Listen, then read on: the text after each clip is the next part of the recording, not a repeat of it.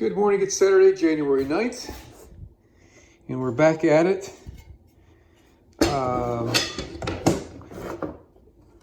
I found out that we had some more of this oak stored underneath the sofa in the house. It's not quite enough, I don't think, to make 8 more pieces of this stuff, but I think we can make 6. So that'll keep me busy. And then maybe one of those warped pieces that we have from Lowe's, we'll go ahead and do that and get enough out of it to make 2 more. We'll see. So I wanted to share with you our latest decision that we made. This is right number 3A. How does this thing go? This way, okay? R3A. Okay, R3A goes here. So I thought that I wanted to have these just like a 1/16 of an inch out. But thinking about this further and talking it through with the little woman, we decided it's better that we have these sticking out a full 1/4 of an inch.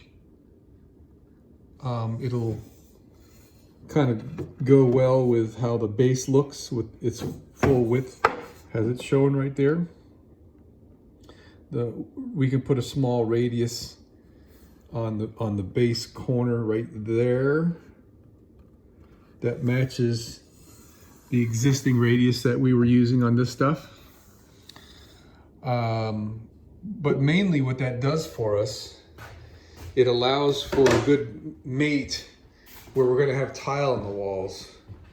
So this area here is gonna be behind the stove.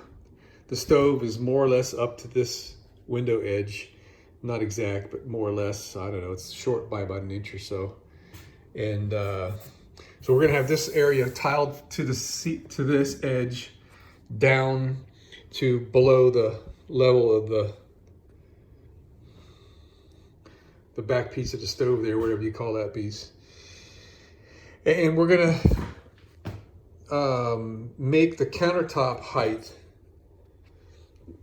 just below this edge of the windows. We'll probably shoot for like, 1/8 or 1/4 inch below these windows, so we don't have to worry about having backsplash. 36 inches, which is the standard countertop height. I'll show you where that is right now. You see, so we're 37 and like 1/8 right now, but we still don't have our floor, which is going to be about 1/4 or so. So we'll just, that height that I designed into the bus when I did the body work, I raised up the original window height, which that's the original window height down there. I know you guys probably can't tell what that is, but I raised up the bottom of these windows about 5 inches, so that way they'll be above the countertop. So this is exactly how I designed it to be, and it's right on par. And I left about 1 inch just so that I'd have room for error in my measurements with what I was going to do on the floor. Because when I was calculating where this height of this was going to be, we didn't have the floor in yet, and I wasn't certain how we were going to do the floor. But the floor has turned out to be 1.5 inches thick. It's 3/4 inch plywood with 3/4 inch foam underneath. So everything is working exactly how it should be. But this deal with the tile, it will look a lot better if the wood is sticking out to meet the tile on this edge, as well as same thing's going to happen here. We're going to have the refrigerator in front of the wheel hump. We're going to have countertop here with tile on it, and the tile will end right on the edge of the wood piece sticking out 1/4. So that being said, I've already cut 2 of these that meet flush, and I've got options. I've got this piece of 1/4 inch wood that I've cut off of one of those, probably this one here, look at the color. And I'm just gonna glue that back on. And it pretty much, the seam disappears once you glue that there. So the piece of wood that I cut off of this one it's not a true straight 1/4 inch thick piece. So I'm gonna have to find something else to glue back on there. But for now, the way I, let's see here, this one here, 2A, wanted to show you how I was scribing these to fit.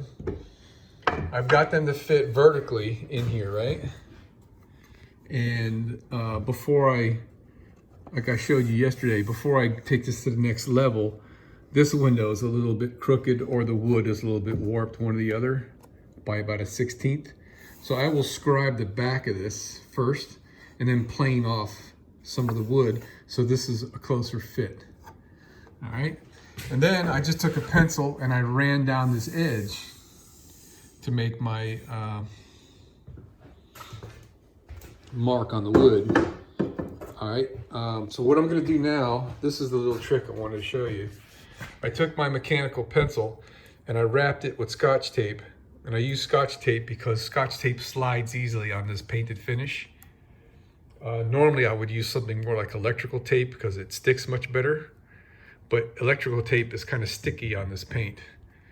So when I hold this pencil up against this flat surface like this, now with that amount of tape on there, that's giving me a 1/4 inch pencil line distance from the surface, this painted surface. And I'll show you where I was doing some testing. Here's 2 alpha. I don't know how well it's gonna show up here. Yeah, it shows up pretty good. Those are marks I was making. These marks are right up against the painted area. And these are 3 different spacings, if you will. You can see this one's closer, a little further away, and this one's the full 1/4 inch, as I was wrapping more tape on the pencil. So now I can use the pencil in the same way I was doing before, holding it up against the wall and marking at that point right there. All right, so we're gonna continue marking these and cutting them, the same method I used for these. And somewhere along the way, I'll find out where I can find another piece of 1/4 inch wood in this length. And we'll be good to go, man. All right, I think I might be repeating myself here, but at the risk of doing that, here is my scribe fit up against the window. All right, it's pretty much perfect. You know, within, I don't know, there's some pencil lines still showing down there. And then here's my scribe with my spaced out pencil. All right, we're just gonna give that a cut now. All right, wonders of super glue.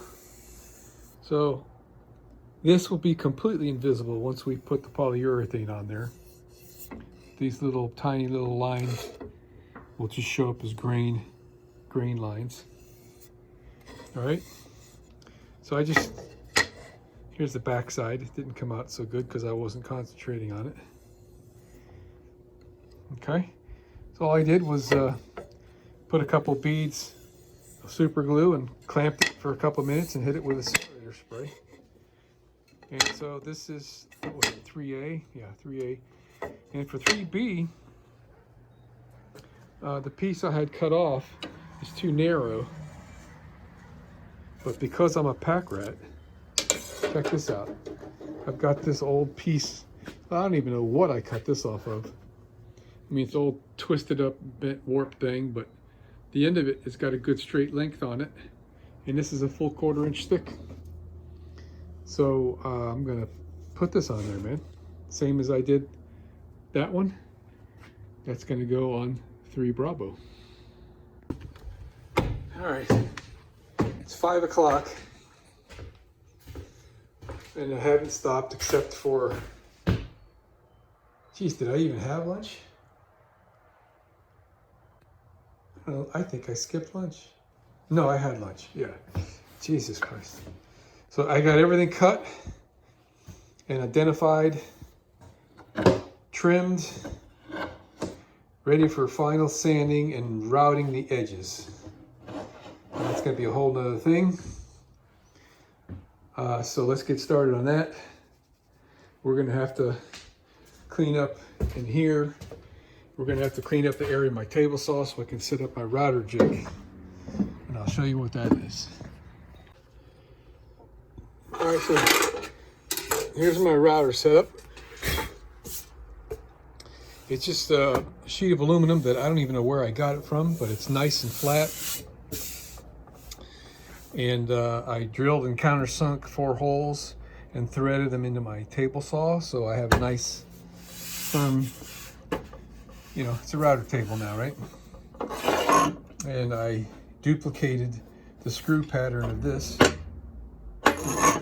and I also duplicated the standard recess for the guides that go in this normally. This has been oversized for a special purpose. So I just got to take these 3 screws out and attach this base to the underneath side of this, and then it'll hold my router in place firm.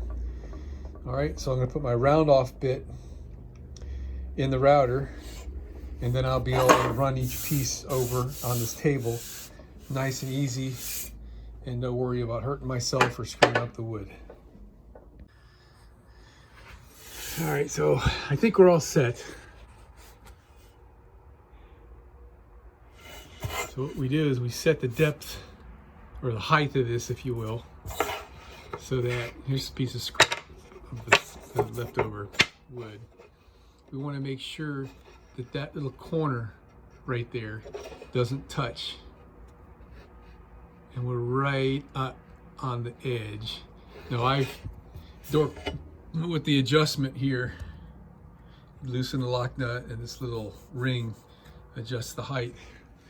I went up and down a little bit on that thing until it was just barely touching, and then I lowered it just a hair so it clears. So let's see how it goes.